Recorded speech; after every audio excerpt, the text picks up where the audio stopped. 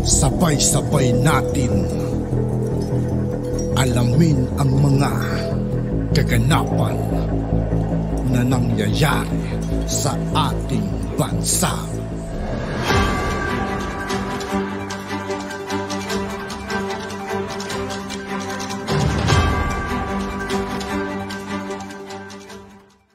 Yo, what's up mga kaibigan? This is I2K po again. Ngayon nandito ulit tayo sa channel ni Pinas News Insider. Dito ulit tayo magbibigay ng komento at reaksyon, kaya samahan nyo ako guys. Let's go! Ito ang balita ngayon. Trending ngayon sa mundo ng social media, ang di umano'y balitang. Ano na nga ba talaga ang nangyari sa Queen of All Media na walang iba kundi si Kris Aquino?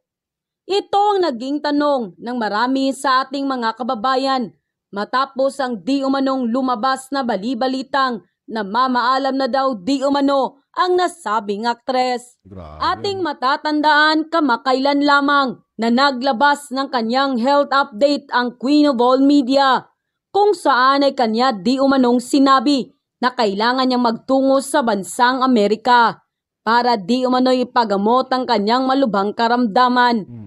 Marami sa ating mga kababayan ngayon ang nagsasabi na nagbabayad na daw di umano si Kris Aquino sa kasalanan ng kanyang mga magulang, kasabay ng pagdating ng divine justice na pinakahihintay ng pamilyang Marcos. Kris Aquino, sinisimulan ng mamamaalam di umano sa kanyang mga anak sa patuloy na paglala ng kanyang karamdaman. Pero bago ang lahat, Sa lahat ng hindi pa nakasubscribe mga kaibigan kay Pinas News Insider, mag-subscribe na po tayo at huwag nyo rin pong kalimutan mag-subscribe dito sa aking channel. bago ka pa lamang sa aming channel, please huwag kalimutang mag-subscribe at i-click ang notification bell para mas maging updated pa kayo lalo sa lahat pa ng bagong videos na i-upload namin. At ito na nga mga kababayan, naging viral at trending ngayon sa mundo ng social media ang di umano'y balitang. Kung ang mga Marcos ang masama, bakit ang mga Aquino ang kinarma? Ito ang naging matinding tanong ng mga batikang political vloggers sa mga natitirang dilawan, kasunod ng paglitaw ng ilang mga litrato ng binansagang Queen of All Media na walang iba kundi si Kris Aquino, kung saan ay makikitang halos butot balat na lamang ito. Sa isang Instagram post ay namamaalam si Kris sa lahat ng kanyang masusugid na tagasunod at higit lalo sa kanyang mga anak. Matapos nga ang naging tweet ni Kris Aquino ay naglabas din ng kanyang hinaingat komento ang isang matalinong netizen ng mga bagay na maaring nakaapekto sa naturang aktres sa patuloy na paglala ng kalagayan nito. Matatandaan kamakailan lamang na naging viral ngayon sa mundo ng social media. Grabe yung mukha ni Kris Aquino ngayon mga kaibigan, no? Dito, lumabog dito niya mga kaibigan, tapos yung dito niya, oh. Grabe, parang hindi na siya yung dating Kris Aquino, eh. Media ang Nakakaawa mga kaibigan. Pero pagdasal pa rin natin mga kaibigan ng kanyang paggaling mga kaibigan, kasi kahit paano tao pa rin si Kris Aquino mga kaibigan. sabing larawan ng Queen of All social media. Nakitang-kita ang pagbagsak ng kanyang katawan at pagbaba ng timbang nito na nai-share nito sa publiko sa pamamagitan ng kanyang Instagram post. Matapos lamang ang ilang oras, na i-post ni Kris Aquino sa kanyang Instagram ang nasabing picture, ay umani agad ito ng samutsaring komento sa mundo ng social media. Dahil nga di umano sa naging balitang ito, ay ilan sa ating mga kababayan ngayon ang nagsasabi na marahil ito na nga raw ang kabayaran sa lahat ng kasalanan ng kanyang pamilya at ginawa di umano nito sa mga tao noon sila pa ang nanunungkulan sa palasyo.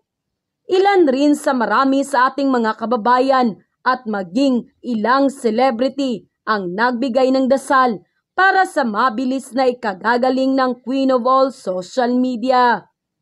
Ngunit mas marami pa rin sa ating mga kababayan ang tila naantig sa naging panawagan ng bagong Pangulo ng Republika ng Pilipinas na walang iba kundi si President Bongbong Marcos dahil sa kabila ng alitan ng kanilang pamilya at mga taga-suporta ay mas pinili di umano nitong manawagan sa marami sa kanyang mga supporters na ipagdasal pa rin si Chris Aquino, alang-alang sa kanyang mga anak, pamilya at mga kaibigan na nag-aalala sa kanya.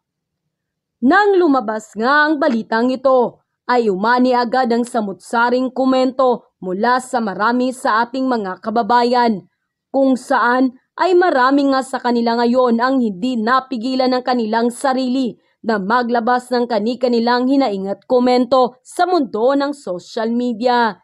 And the netizen posted, dito talaga natin masasabi na talagang mabuting tao ang mga Marcos, lalong-lalo na Walang bahid na politiko mga kaibigan, walang bahid na paghihiganti ang nasa isip nila mga kaibigan. Kumbaga ang focus talaga nila yung para sa Pilipinas mga kaibigan, para sa mamamayan, di ba? Kasi yung talagang may galit sila mga kaibigan. Hindi dapat siya mag-react ng ganun mga kaibigan ng ating mahal na Pangulo, di ba? si Pangulo Napakabuti talaga ng ating mahal na Pangulo mga kaibigan. Bongbong Marcos. Kasi alam naman natin na sa simula nung naging Pangulo ng Republika ng Pilipinas ang ina ni Chris Aquino na walang iba kundi si Cory Aquino ay puro na lamang paninira ang kanilang ginagawa sa pamilyang Marcos. Pero kahit ganun pa man, ay kahit isang beses ay wala kang narinig na masasakit na salita mula sa bibig ng mga Marcos, lalong-lalo na kay former President Ferdinand Edrelin Marcos at sa Pangulong Bongbong Marcos. Kasi para sa kanila ay hindi tama ang manakit ng ibang tao kahit pa man sinasaktan ka pa ng mga ito. Kaya nang tumakbong Pangulo si Pangulong Bongbong Marcos, ay sinuportahan agad siya ng 31 milyong Pilipino kasi kitang-kita at ramdam na ramdam nila na ang rason kung bakit sila tumakbong Pangulo ay para hindi maghiganti sa mga Aquino at sa mga taong nangapi sa kanila noon, kundi para tuparin ang huling habilin ng kanyang yumaong ama na make the Philippines great again. At sa mga nangyayari ngayon, ay talaga namang kanyang tinutupad ang mga ito. Kaya masasabi ko, talagang tama ang naging desisyon ko na suportahan at iboto si Pangulong Bongbong Marcos. #Making the Philippines Great Again.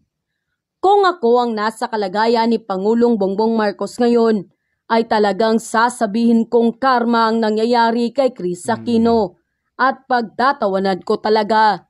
End quote. Tapos na. Tapos na mga kaibigan. At yun nga po mga kaibigan, dito po nagtatapos ang ating reaction video. Muli ako po si I2K ng Sundalo ng Dunggalo at 811. Maraming salamat sa patuloy na pagsuporta. Yeah. Peace out.